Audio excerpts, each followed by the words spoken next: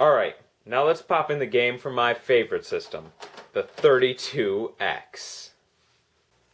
Alright, so 32X, as you can see, the iguana is An iguana. an Kinda iguana. looks like an iguana. So the first thing you'll notice here is that the heads are disproportionately large. It's just like the old GoldenEye cheat, DK mode. Yeah, it's definitely like that. I guess they were trying to have a little bit more detail in the faces, kind of be a little bit more like the arcade, so you can kind of see who is who, but I don't think it was very well executed. Yep. Especially when you like get into the foreground.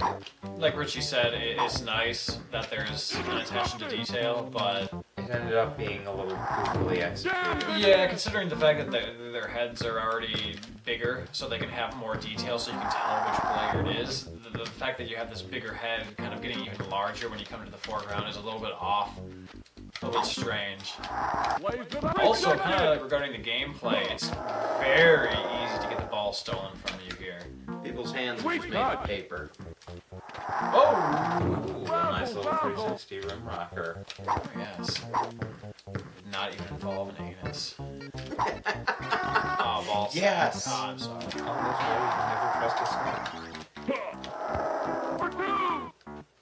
Whoa. Yes. Oh, you Wow. bitch.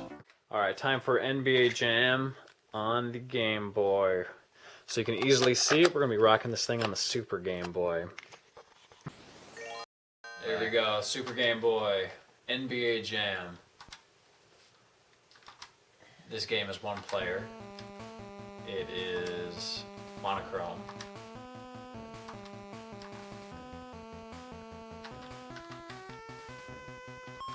It's your kind of your typical NBA Jam fare. It's pretty good. Obviously, there's no announcer, so you don't get any boom shakalakas, but it's a pretty decent gaming experience. If you're on the I'm surprised road, by this.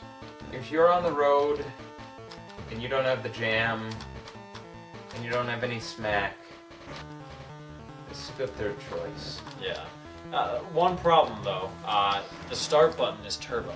So if you're going to utilize turbo, you have to awkwardly press start. Now, I have to admit that I have not played this game on the traditional big old, Game Boy. I've only played it on the Super Game Boy and on the Game Boy Advance. So in the Game Boy Advance, you kind of have a little bit more space, I think, between the A and B and the start, because the start's kind of on the opposite side of the system than the A and B. So it's a really awkward to try to utilize turbo. With this, it's a little bit less awkward, but it's still a little bit awkward. But I don't know how they could have possibly had turbo be in the game without having it be awkward, considering the Game Boy is, essentially, aside from start select and the D-pad, a two-button system. Another point too is that I got this version at GameStop for 89 cents. So for 89 cents, it's a pretty good deal. Pretty good deal. The only thing that could sweeten that deal is if that store was still called Funkoland. It's fuck. And there's some pretty good jams, and there's some nice detail in this game too. I mean, whenever there's like an awesome jam, like little flashes come from the crowd, they're all taking pictures. So that it seems like they actually put a little bit of tender love and care into this game.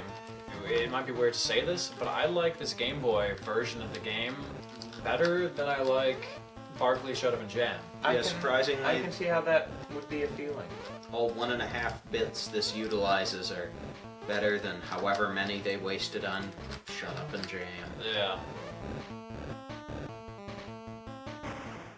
You may have noticed earlier I referred to NBA Jam as a Jamology. I decided that I should make a chart. Now, each of these circles is a platform it came out on. Now, you'll notice that some of these are underlined. Those are copies we don't own. Now, there's 6 we do, and 7 we don't, which adds up to a number that actually I'm not quite sure of. I would have to say out of all of these that my favorite jam is the Sega CD. I like the better graphics, I like the better sound.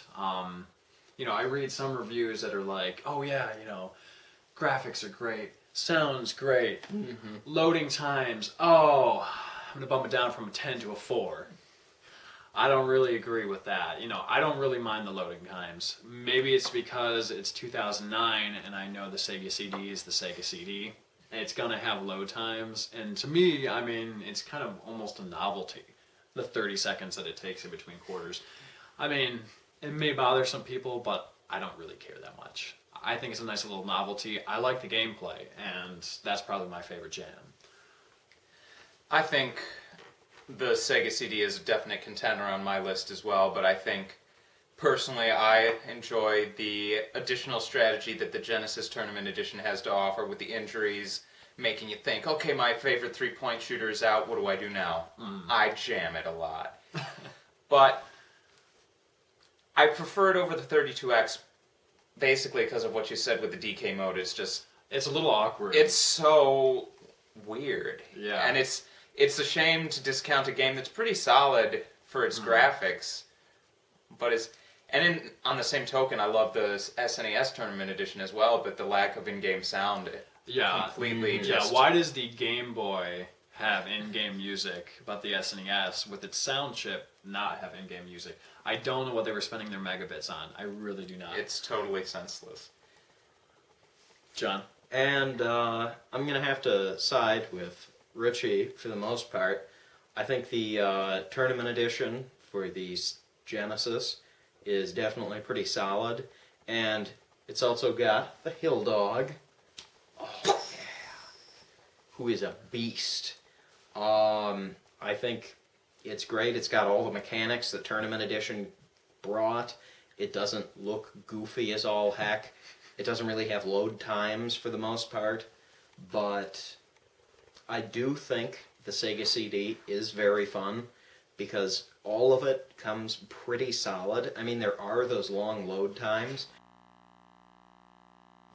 I will say that I think pretty much any jam is going to give you a good experience because it's the jam. It's the jam.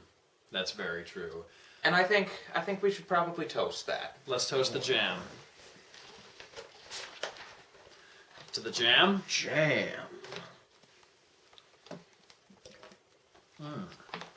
It went up my nose. Anyways, thank you so much for watching, YouTube. We appreciate it. This is our first video review. If you have any video responses, any comments, definitely let us know. Especially if you've played or if you've reviewed versions that we haven't talked about, or rather haven't reviewed right here. So yeah, let us know what you think. If you happen to have seen any games on the table that you might want reviewed, let us know. We'd love to get some feedback. And you know, if you have any of these versions that we don't have and you'd like to donate them, we would also like that. Just let us know. Drop us a line. And if you have any complaints, find the nearest cliff. In this maddening storm, we are your children, Marvin. Your guidance is key. We'll never survive without your ghost by us.